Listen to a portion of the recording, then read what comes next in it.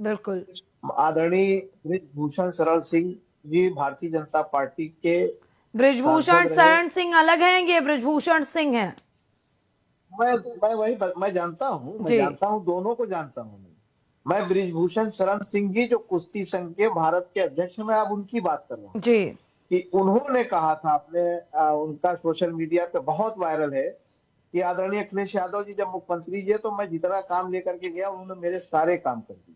जी। और श्रद्धेय नेताजी के बारे में भी भारतीय जनता पार्टी के बहुत बड़े बड़े नेता कहते थे कि नेताजी के बड़ा इतना बड़ा ये दिल था कि हम लोग उनके पास जाते थे विपक्ष में रहते हुए भी, तो हमारे वो सारे काम पूछ के करते थे।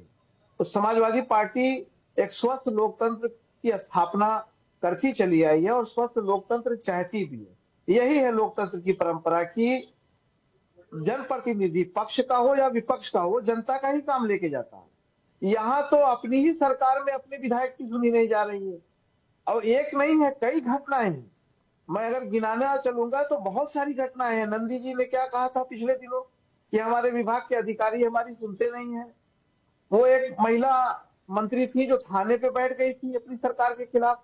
गठबंधन दल के हमारे एमएलसी हैं पटेल जी, अपना दल के, उन्होंने क्या आरोप लगाया था कि अगर मेरी जान माल का नुकसान होता है तो सरकार जिम्मेदार होगी, सरकार की एजेंसी एटीएस जिम्मेदार होगी। जी। तो सरकार तो खुद आपस में टकरा रही है। मैं वही कहना चाहता हूं कि सरकार में बैठे लोग ही एक दूसरे से संतुष्ट नहीं है। अब आपने अभी मुक्तेश्वरानंद जी की बात किया, मैं कल देख रहा था कि शायद उन्होंने 40 दिन का अल्टीमेटम दे दिया है जी। योगी जी को कि वो माफी मांगे।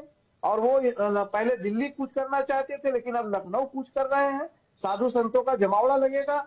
उन्होंने अपमान महसूस किया है, निश्चित रूप से उनका अपमान हुआ भी है।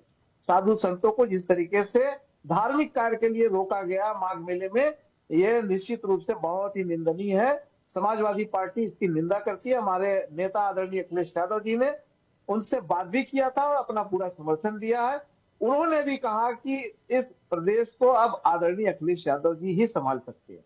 हमने हर क्षेत्र में काम किया, हमने कभी भी पक्ष और विपक्ष नहीं देखा। जनता का काम लेकर के जो भी आया, आदरणीय अखिलेश यादव जी रहे हो या हमारी सरकार के कोई मंत्री रहे हो या हमारी सरकार श्रद्धेय नेताजी रहे जिन्होंने पार्टी बनाई है, उन सारे लोगों ने जी। सारे लोगों का काम किया है।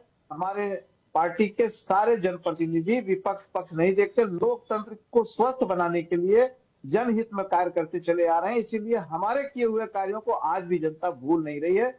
यही कारण है कि आने वाली 2027 में आदरणीय अखिलेश यादव जी की पूर्ण बहुमत की सरकार बनेगी और निश्चित रूप से आदरणीय अखिलेश यादव जी ने जो कीर्तिमान विकास का स्थापित किया था, जी। हम फिर दोबारा उसे स्थापित करेंगे। हमें विदेशों में फिर से सम्मान मिलेगा, देश में भी मिलेगा और विदेश में भी मिलेगा। ठीक है। स्नेहा जी। अव्रल जी।